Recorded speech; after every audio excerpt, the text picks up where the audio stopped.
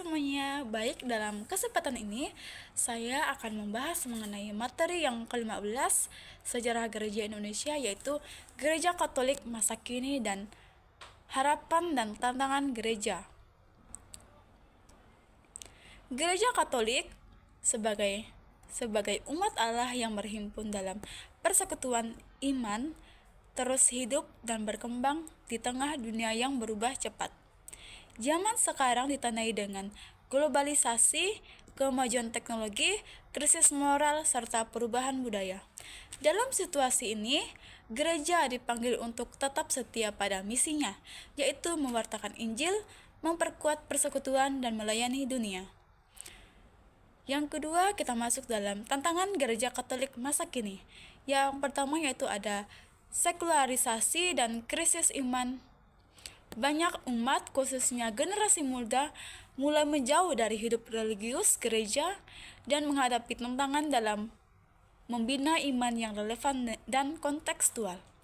Yang kedua yaitu relativisme moral. Nilai-nilai moral yang dulunya kokoh mulai digantikan oleh pandangan yang menganggap semua kebenaran itu relatif. Pandangan ini melemahkan komitmen terhadap ajaran gereja tentang keluarga hidup, suci, dan martabat manusia.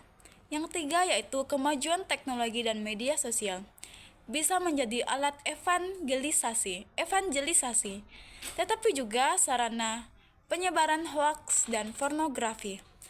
Umat mudah terpapar oleh informasi yang membingungkan dan tidak sejalan dengan apa yang kita inginkan.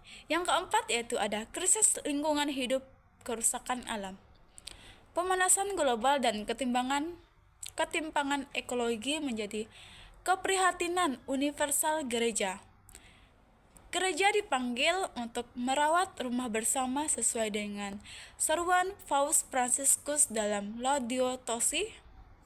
Yang kelima, kita masuk dalam isu sosial dan ekonomi dan keadilan. Kesenjangan antara kaya dan miskin semakin mencolok.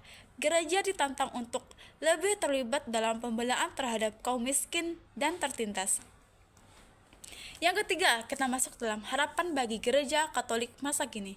Yang pertama yaitu kebangkitan generasi muda Katolik, tumbuhnya komunitas kategorial seperti OMK, komunitas karismatik, dan gerakan awam menjadi tanda harapan. Pelibatan generasi muda dan pelayanan gereja menjadi investasi masa depan. Yang kedua yaitu gereja yang sinodal dan inklusif.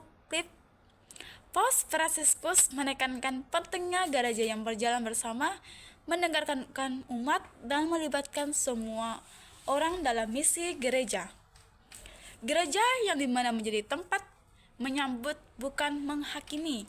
Yang ketiga yaitu pembaruan dalam liturgi dan katekese liturgi yang hidup, di mana membangun iman dengan menjadi sarana utama pertumbuhan rohani umat.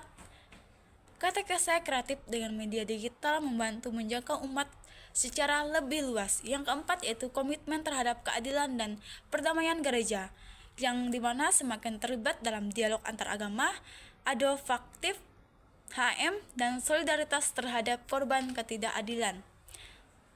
Baik, selanjutnya kita akan masuk ke dalam kesaksian hidup orang kudus dan awam, teladan hidup para santo-santa serta umat Katolik, yang dimana awam yang hidup kudus dalam dunia kerja, politik, dan keluarga menjadi inspirasi yang sangat konkret. Baik, kita masuk ke dalam kesimpulan. Gereja Katolik tidak hanya bebas dari tantangan, namun penuh harapan. Sebagai tubuh Kristus yang hidup, gereja terus diperbaharui oleh Roh Kudus melalui umat yang setia, pemimpinan, pelayanan yang menyentuh hidup yang nyata di tengah gelombang zaman, untuk tetap menjadi terang dan garam dunia yang mewartakan kasih Allah. Sekian pemaparan materi dari saya ucapkan terima kasih.